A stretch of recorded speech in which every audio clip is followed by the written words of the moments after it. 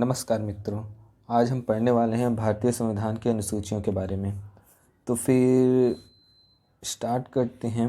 अनुसूची का मतलब आखिर होता क्या है? पहले तो हम लोग यही समझ नहीं पाते कि अनुसूची क्या है। पहले जान लेते हैं अनुसूची के बारे में। ठीक है, आखिर अनुसूची होता क्या है?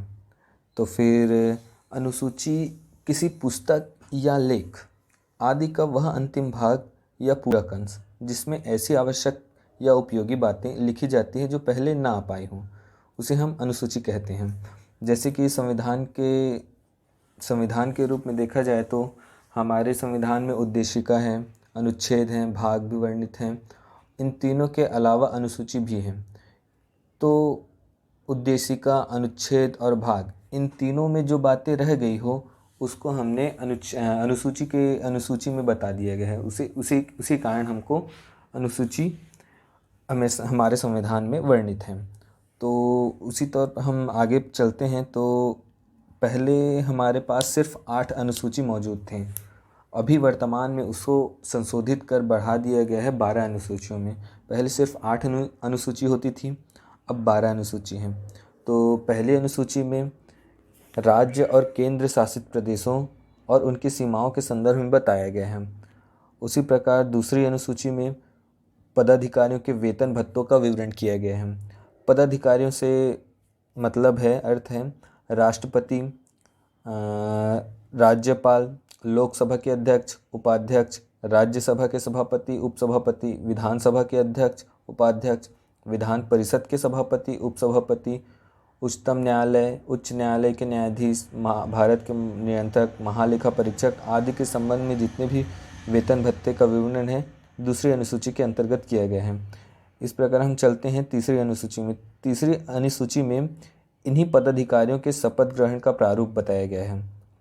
तत्पश्चात हम चलते हैं चतुर्थ अनुसूची में। चतुर्थ अनुसूची में राज्यसभा के सीटों का आवंटन हुआ है उसको बताया गया है। और पंचम अनुसूची में हम चलते हैं अनुसूचित क्षेत्रों और अनुसूचित जनजातियों के प्रशासन और नियंत्रण के बारे में जो उपबंध बनाए गए हैं उसको हम रखा गया है पंचम अनुसूची में। और इसी प्रकार पाँचवीं और छठवीं अनुसूची लगभग एक समान है, लेकिन छठवीं अनुसूची में 4 राज्यों को बताया गया है, असम, मेघालय और त्रिपुरा, मिजोरम। इन चारों राज्यों में जो जनजातीय क्षेत्र हैं उनके प्रशासन के बारे में बताया गया है कि कैसे किस प्रकार होता है।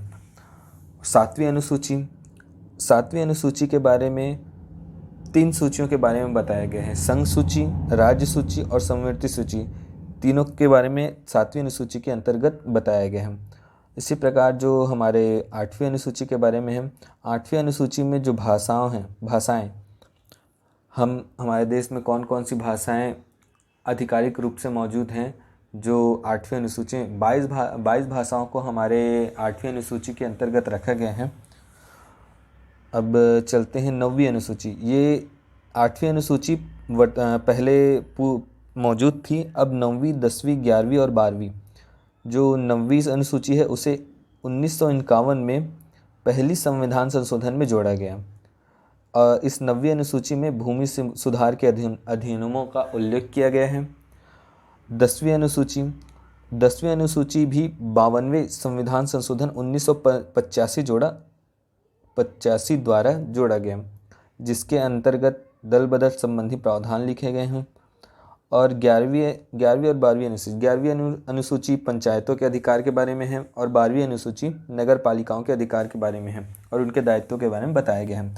11वीं अनुसूची 73वें संविधान संशोधन 1992 द्वारा जोड़ा गया। उसी प्रकार जो नगर पालिका है 12वीं अनुसूची के अंतर्गत 74वें संविधान संशोधन 1993 के अंतर्गत जोड़ा गया है। ठीक है, तत्पश्चात हम चलते हैं इसके कुछ क्वेश्चन के बारे में। चलिए फिर हमारा पहला क्वेश्चन है, वर्तमान समय में हमारे संविधान में कुल कितनी अनुसूची मौजूद हैं? ऑप्शन ए है 8 अनुसूची है, बी 12 अनुसूची, सी 16 अनुसूची, डी 20 अनुसूची। चलो बताइए, सोच लिए। तो वर्तमान में हमारे पास अभी संविधान में 12 अनुसूची मौजूद हैं। पहले सिर्फ 8 अनुसूची मौजूद थी, अब 9वीं 10वीं 11वीं और 12वीं को संविधान संशोधन द्वारा जोड़ दिया गया है। दूसरा क्वेश्चन है, भाषाओं के बारे में किस अनुसूची में बताया गया है? पहला ऑप्शन है दूसरी अनुसूची, दूसरा ऑप्शन है चौथी अनुसूची, तीसरा ऑप्शन है 8वीं अनुसूची, चौथा ऑप्शन है 10वीं अनुसूची। चलो बताइए। तो भाषाओं के बारे में हमें 8वीं अनुसूची में बताया गया है। 8वीं अनुसूची में 22 भाषाओं के बारे में बताया गया है। चलो तीसरा क्वेश्चन है हमारा, पंचायतों के बारे में किस अनुसूची में वर्णित है? ऑप्शन है हमारे तीसरी अनुसूची में, चौथी अनुसूची में, 11वीं अनुसूची में, 12वीं अनुसूची में। चलिए सोचिए, सोच लिए। तो पंचायतों के बारे में 11वीं अनुसूची में बताया गया है। चलो हम चलते हैं नए चौथे क्वेश्चन के रूप में। चौथा क्वेश्चन है हमारा, 74वें संशोधन द्वारा कौन सी अनुसूची को जोड़ा गया है? ऑप्शन है 12वीं अनुसूची, 11वीं अनुसूची, 10वीं अनुसूची और 9वीं अनुसूची। चलो जल्दी जल्दी सोचिए। तो 74वें संशोधन द्वारा 12वीं अनुसूची, जो कि है नगर पालिका के बारे में, 12वीं अनुसूची 1993 में 74वें संशोधन द्वारा जोड़ा गया। पांचवा क्वेश्चन है हमारा, कौन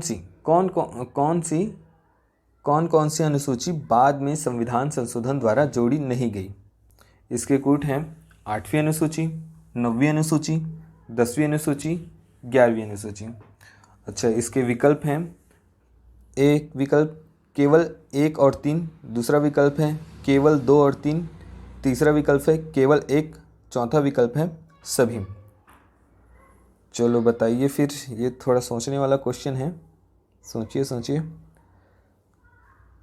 सोच लिए।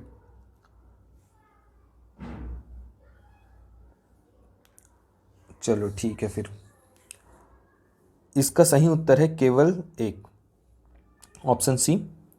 क्योंकि 8वीं अनुसूची पहले से मौजूद थी, 9वीं 10वीं 11वीं 12वीं को संविधान संशोधन द्वारा जोड़ा गया। और यहाँ पर पूछा गया है अपने पर क्वेश्चन में, कौन सी अनुसूची बाद में संविधान संशोधन द्वारा जोड़ी नहीं गई? तो सिर्फ 8वीं अनुसूची को संविधान संशोधन द्वारा जोड़ी नहीं गई थी, बाकी 9वीं 10वीं 11वीं और 12वीं अनुसूची को संविधान संशोधन द्वारा जोड़ा गया था। ठीक है मित्रों, धन्यवाद। आज का लेक्चर यहीं पर समाप्त करते हैं। धन्यवाद।